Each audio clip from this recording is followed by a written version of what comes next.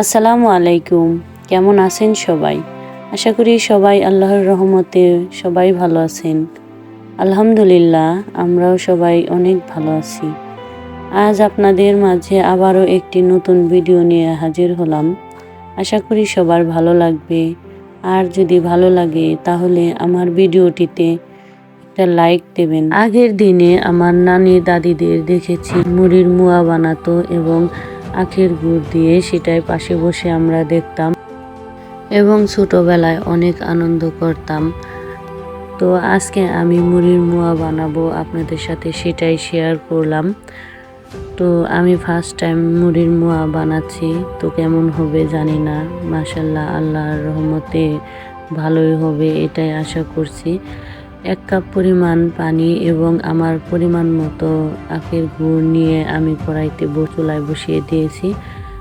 আর এটা অনেক নাড়তে হবে, তাহলে নিচে লেগে যেতে পারে। আর হাতের চালের মুড়ি এবং আখের গুড় মোয়া অনেক সুস্বাদু।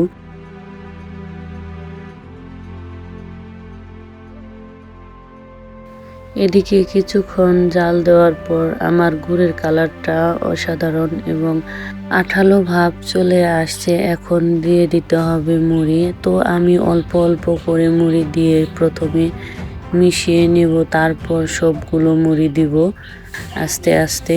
এখন চুলার আঁচটা বাড়িয়ে দেওয়া যাবে না, তো আস্তে আস্তে করে মিশিয়ে নিতে হবে। আপনারা এখন যারা আমার ভিডিওটি দেখছেন, প্লিজ আমার ভিডিওটিতে একটি লাইক দিয়ে দেবেন। আপনাদের একটি লাইক আমার ভিডিওকে অনেকের কাছে পৌঁছে দিতে সাহায্য করবে। আর যদি খুব ভালো লেগে থাকে তাহলে আমার চ্যানেলটিকে সাবস্ক্রাইব করে দিবেন।